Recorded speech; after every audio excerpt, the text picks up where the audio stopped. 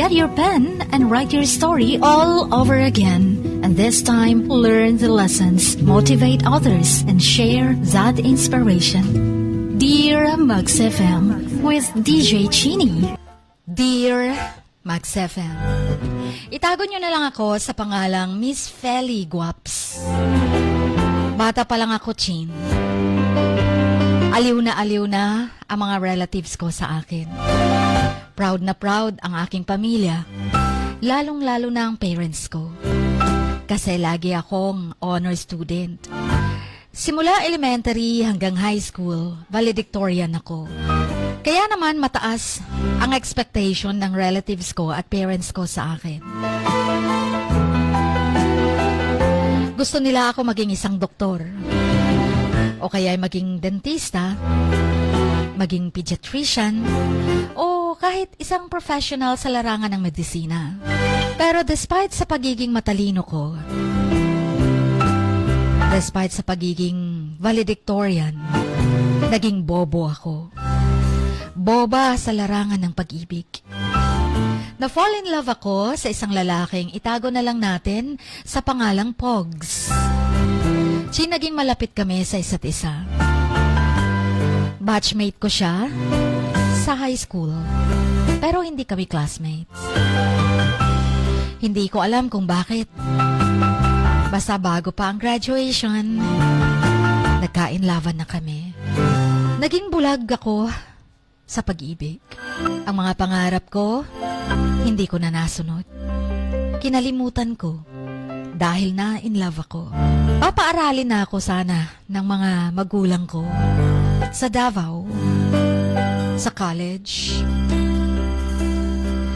Pero nung nakita nila na ayokong pumunta ng Davao dahil maiiwan ko si Pogs, nakita nilang seryoso ako sa pag-ibig sa mura kong edad. Kung kaya't sinikap nilang mapaghiwalay kami ni Pogs. Pero bago pa nangyari, yung pag-attempt nilang mahiwalay kami ni Pogs, nalaman ko na lang na 3 buwan na akong buntis. So graduation namin, buntis na pala ako noon. Galit na galit ang mga magulang ko. Hindi nila alam kung paano itatago ako. Lalong-lalo na sa mga relatives kong ang taas ng expectation sa akin. Hindi din nila ako pinayagang ipagpatuloy pang aking pag-aaral. Dahil maselan ang dinadala ko, ang pagbubuntis ko. Sabi ko, pakasal mo na lang kami. Pakasal nyo na lang kami ni Pogs.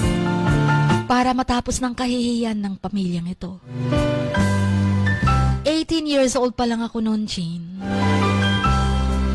Hindi ko yata alam pa kung anong mga ginagawa ko noon. Pero hindi pumayag ang parents ko na ipakasal kami.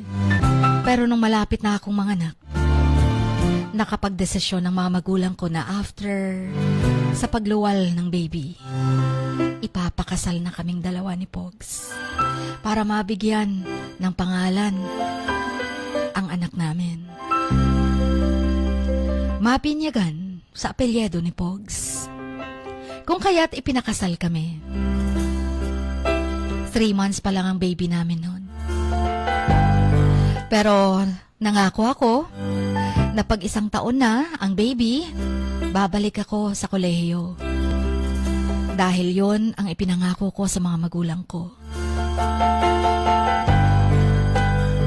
Pero lumipas ang mga buwan.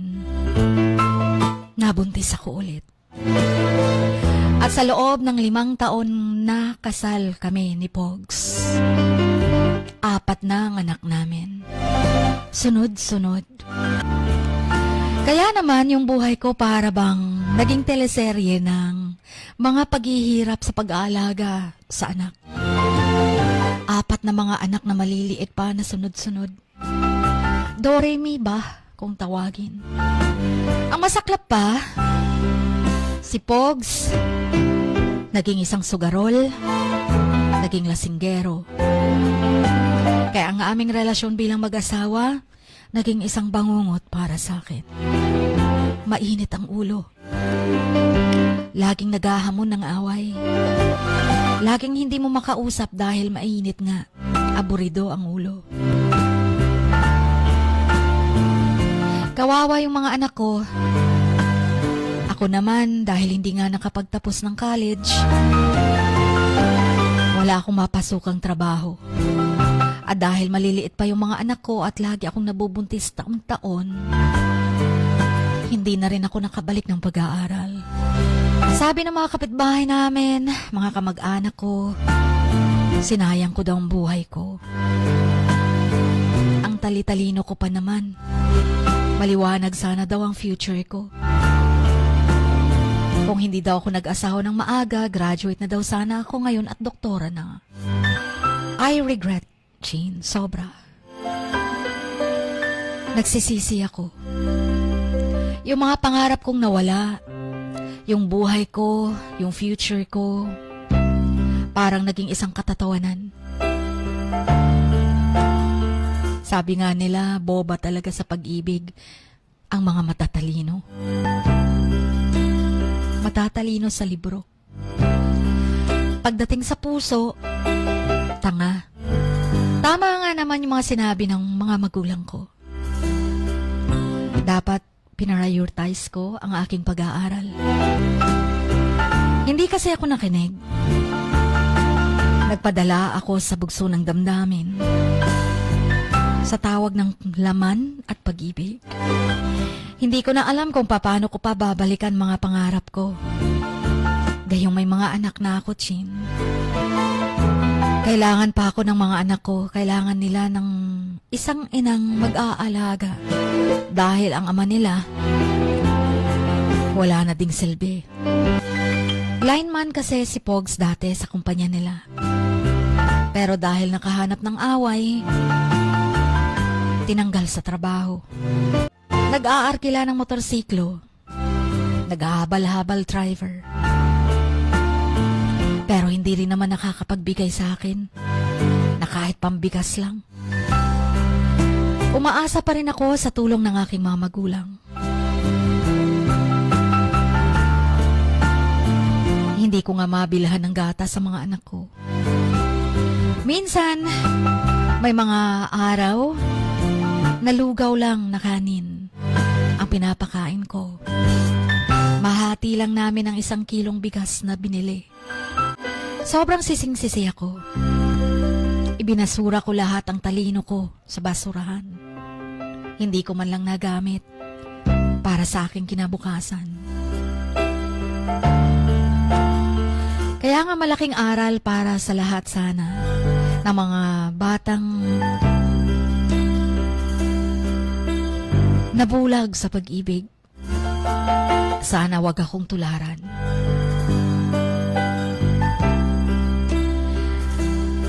Learn the lesson sa experience ko. Sana hindi na maulit ang aking mga pagkakamali. Iniisip ko kung sa edad kong ito, kaya ko pa kayang abutin mga pangarap ko. Gusto kong mag-aral ulit, Jean. Gusto kong magkaroon ng magandang buhay, kahit hindi na para sa akin, para na lang sa aking mga anak.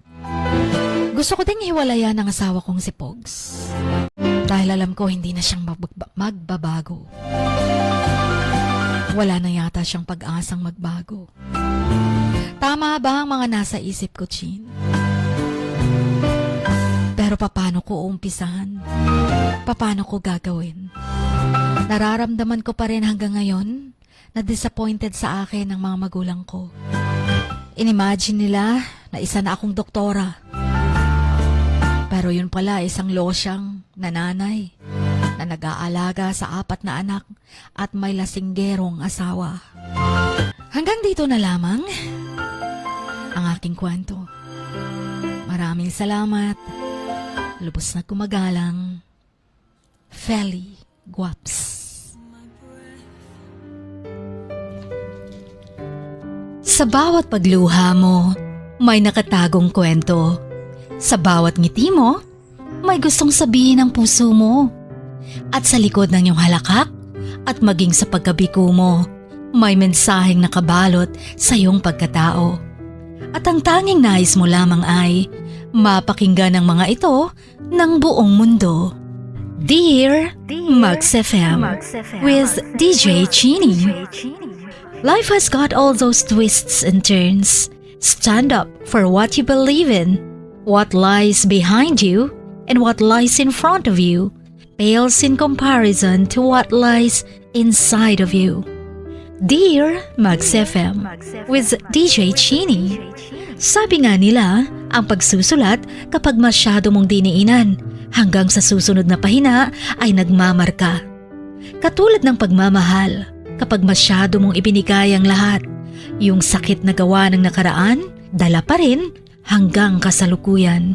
Dear Mugs FM, you own your story and you are the author of your own book of life. Don't let others write your script, but let others hear your story and make them inspired. Kaya sumulat na, maging bahagi ng aming programa, Dear Mugs FM with DJ Chini, tuwing Lunes hanggang Biyernes, 1:00 hanggang 3:00 ng hapon sa Max News FM, Sock Sargent.